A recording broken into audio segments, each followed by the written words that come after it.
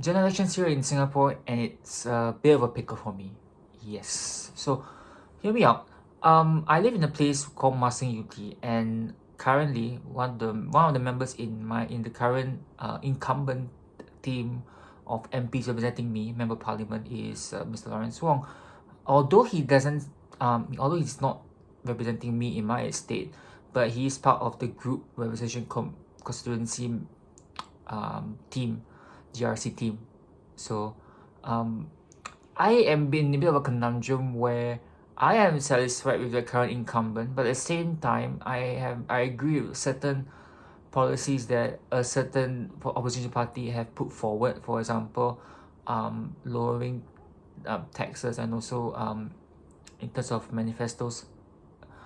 But I am quite in a conundrum where am I voting for the country, or am I voting for my town?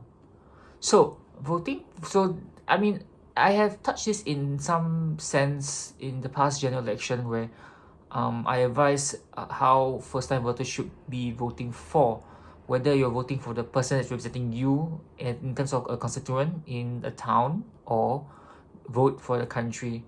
In this case, I'm in a very unique situation where where my vote actually matters more than others, because I live in a constituency where the current new Prime Minister, Mr. Lawrence Wong, is a member of the GRC team here. And I am thinking, should I vote for the Prime Minister, or should I vote for opposition in terms of policies that I agree with? So what I'm saying here is not saying that I am endorsing either side of the coin in terms of my position as a resident in this particular situation, but the reason why I'm actually voicing it out here is because I am quite sure that not just only me, that most of the about 100,000 plus voters that will be voting this coming 3rd of May will be voting for, because we're not just voting about who will represent us in the town of Marsiling-Yew Tee, the council actually, or rather that our vote affects Singapore as a whole, because in a way, if the worst scenario happens where the majority of the 100,000 residents vote for an opposition party, and touch wood, the current incumbents lose the seat where Lawrence Wong is the incumbent, we're not only gonna lose the incumbent, but rather we're gonna lose our Prime Minister, but technically speaking, a Prime Minister needs to defend his seat in order to have a place in Parliament, in order for him to be a minister. I mean, if that makes sense. I mean, isn't it? I mean, in a way, it's kind of simple logic actually, but I digress. However, I will go into detail a bit of what I think is important to me, because right now, with the current situation as it is, with the US trade war and all the instability in the world, what I feel is I need a stable government to kind of get us through. And recently, Lawrence Wong in Parliament actually delivered quite a very strong statement that a lot of people around the world actually agree with, in terms of his reaction, in terms of Singapore's reaction to this whole trade uncertainty because of the current tariffs imposed by the US. And I actually wanted that kind of leader to lead my country. However, at the same time, I am of the view that I would want more alternative voices in Parliament. Like if there's a chance for me to vote for an alternative, to the status quo, like to give the current government a kind of a second opinion on a policy, I would rather vote that. But now I'm in the point where I am actually confused of who should I stand for. Hence the term, should I vote my country, or should I vote for the town?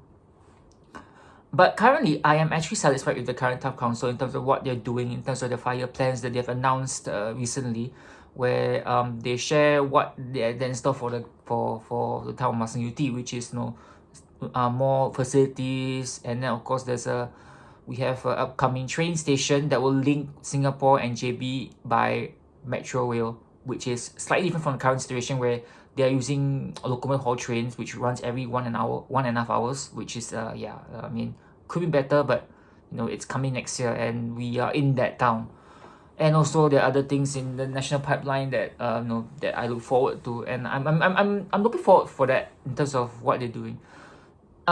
It was a good plan that the incumbents have brought forward, and I have no issues with that. However, that being said, I do agree with certain alternative views that the current challengers, so-called challengers, put forward in terms of the Singapore Democratic Party, where they are contesting in my town, where they have brought forward very credible candidates that I will get to know them as the campaigning starts in the next few days, which is today's if I can't remember it actually, it's 26, I think.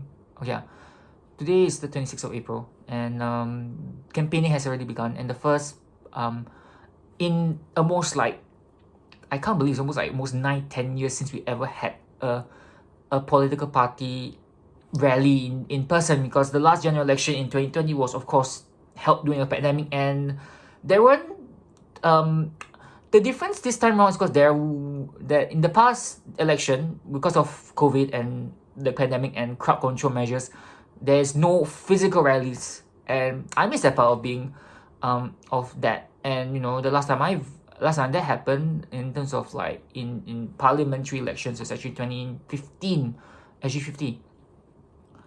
And having the opportunity to go to a polling state to a polling political rally in a stadium environment is quite a refreshing. I can't wait to experience that mood again, because when I was growing up, I went to a lot of political rallies, and be it the incumbent or the opposition, where I listen to alternative views of what they think that lower the GST, for example, or provide free education, for example. I at this point I'm not so sure.